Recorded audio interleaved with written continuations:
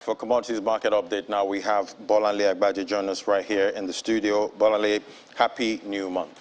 Same to you. Yes, so obviously... Finally, the last month. Yeah, we're in the last month, and obviously we know the issues from, you know, the whole year. The whole year, yes. Still with us. Very unprecedented year. Right here.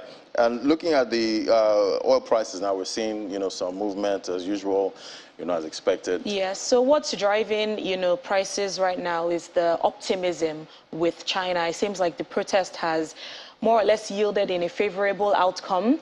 China is giving signs that they would most likely, you know, according to Bloomberg actually, that they would most likely, you know, ease out fully the lockdowns by half year next year rather. So it's optimistic, and it's great for us because we know that once China comes back into the market fully, things can actually go back, even though they don't go back to what we had in those pre-COVID times, but at least it will still, you know, be favorable for oil prices in terms of higher demand and, you know, just business activity, manufacturing activity, you know, carrying on as normal. But doesn't that take oil prices up again?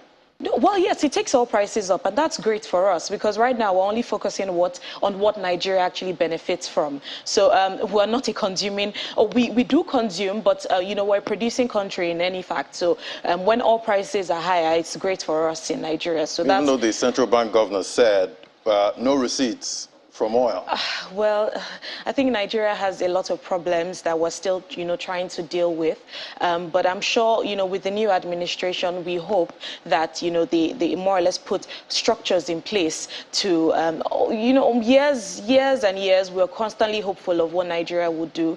But I think that's all that we have within our power, to just hope that, you know, they carry on and put structures in place to make sure that, you know, we benefit from the oil receipts that we get, you know, going forward, and, you know, from other agricultural commodities as well. Yeah, we know we've been, you know, pushing hard on the non-oil yes. exports. That's, you know, beginning to yield some. Yes, unfortunately, recently there's been bad news in terms of cocoa. You know, the recent floods that we had seen, we obviously expected this would, you know, impact harvest, but right now we're seeing bad news when it comes to cocoa. We did expect that, you know, during this period from about October to December, when you know, you have the main, you know, crop harvest, we did expect, you know, the harvest to be buoyant, but it's not the case. Farmers had complained seriously about the black pod disease that usually happens when you have constant rain, incessant rain, and, you know, without sunshine, and that obviously brings down their harvest. I think it had reduced harvest by about 15%, although the International Cocoa Organization does expect that, you know, our cocoa harvest would, or cocoa output would total at about 280,000 metric tons. We're still holding on to that, but, you know, feedback from some of these farmers had already, you know, mentioned the fact that their harvest has declined significantly due to the black pod disease. Right. And, you know... sorry to cut you off there. And obviously, I don't think there's anything you can do when you have, you know, these extreme weather cases. The only, you know, other option would be investment in technology that would actually, you know, protect some of these cocoa beans in times of extreme weathers. And I don't know. I don't know if you have fuel. You know, at this time, I don't know how you got here, but, you know, we're seeing the queues out there. It's still biting hard. It's still biting very hard, and a lot of the filling stations I passed on the way here, they were not actually selling, but you saw the queues reaching, you know, major, significant numbers, and well, it's a very sad time for us. Like I mentioned, December is usually the time where you do see fuel scarcity. There's always panic buying, you know.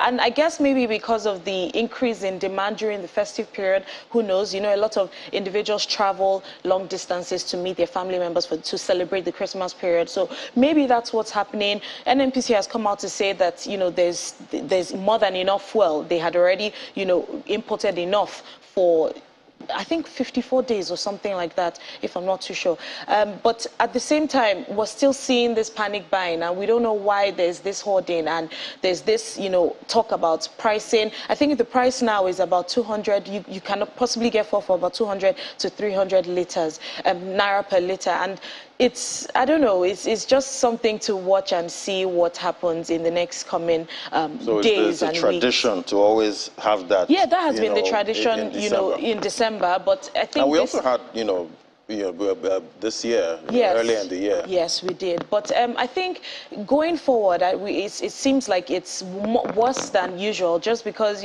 individuals are already, facing the heat when it comes to inflation numbers, when it comes to incomes, just disposable incomes of many individuals. So the suffering is biting hard. And, adding this kind of fuel scarcity is not necessarily going to make things better. So I think that's why you're seeing this kind of a trend in December. We're just entering December now, and you're already seeing this kind of, situation. So we don't know what would happen going forward. Because you ask yourself, how much can the, household take, when it comes to, how much can the consumers we do hope that, take? the NNPC resolves this as soon as possible, and I'm sure they're working hard to make sure that there's enough fuel to go around, even if they increase the price, as much as, there's fuel around for everyone, and there's no, you don't stifle business activity just because, because of this artificial fuel scarcity lingering. That means the inflation figures for November, it's going to be something else. We will release our reports in the coming weeks, but we do expect that it would inch upwards. And there might not be any deceleration, let's say month on month. Obviously, it's gonna be. Well, it would be nice to see what the numbers are. We're definitely doing our research, creating our forecast, and then we'll see what the numbers will tell us. Right, and we saw. Okay, we did hear from the Fed. Yesterday they did talk about raising rates by. Not as high, as it's been, in the past. So we're seeing a possible 50 basis points. We saw the markets react to that positively. Yeah. Yesterday, the global market. But what do you think? What do you see going forward? If they actually go through, with the 50 basis points. Well, obviously, when it comes to Nigeria, it means that.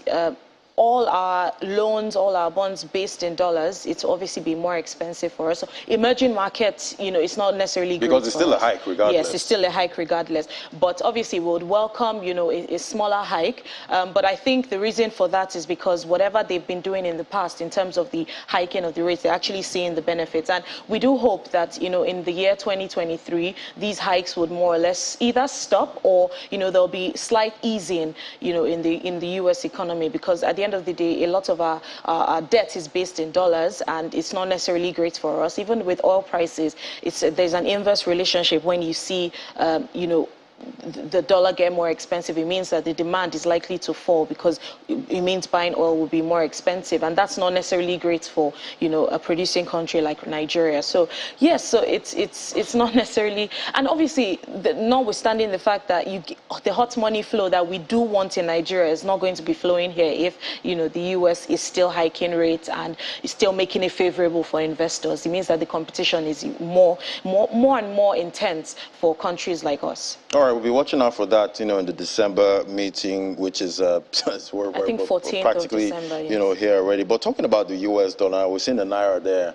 depreciating again. Yes, right now our external reserves is currently at about $37 billion, and it's still falling. The CBN is still trying hard to, defend the naira as much as it can, but obviously the favor is not, the odds are not in our favor in terms of the depreciation, and we still import a lot. The fact that a lot of our imports comes from some of all these countries means that the depreciation factor will still be there lingering, because nothing more has been done. We do want, or what we do want is, a unified exchange rate at some point to more or less reflect exactly what's going on in the market and create a uniform situation in Nigeria, especially for investors, make them more informed about and more confident in investing in Nigeria. And obviously when that happens, you get more money, more dollars flowing into the economy, and that can ease out the naira. But that's not what we're seeing now. It'll be nice to just see what the CBN does in the coming months after the release of the new naira notes, and after the elections. We'll see where the economy balances out. And obviously I was going to talk about after they've mopped up all of those new notes, yes, and the old notes, and they have most of, the currency in circulation, within the banks. What can we see, for the monetary policy going forward? And would this reduce, the pressure on the naira? One benefit of this is, as you've brought more money back into the system, it means that whatever policy rates that you make would be will be felt more in the economy as opposed to what has been happening in the past few months. So I think one thing and as much as obviously getting all those hidden cash, the corruption and all that. So we do hope that, there's still some sort of positive news that comes with this, money in circulation. I think the banks I saw a report that mentioned that the banks are supposed to now extend their closing time to about 6 p.m. So obviously that already shows you that there's a lot of activity within those banks and there's more money coming into the banking system, because in this day and age, the banking system, unfortunately, is at the heart of, the economy and the heart of monetary policy. So when you get more people, more individuals in the economy, becoming more, or there's more activity in the banking system, then it means that, whatever policy that you make would be, translated to the world economy. All right, we'll be watching out for all of that. But let's look at some other commodities now. We see copper there heading for the best month.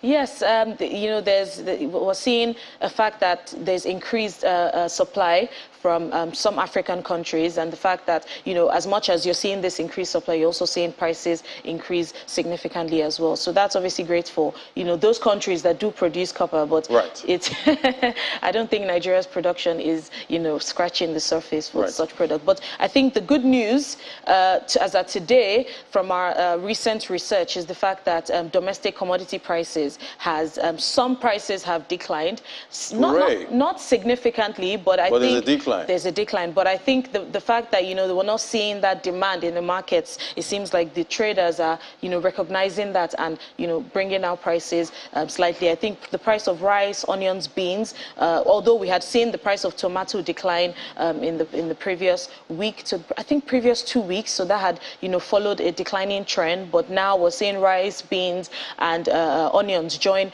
that space. And it's good for us because it means that, the individuals, any fall in price will be welcomed by the individuals. So at least we can have our jollof rice, exactly, for Christmas. The staples for the Christmas chicken period. And all of that. Yes. All right, Bolanle Agbaje, thank you so much for giving us all the updates from the commodities market.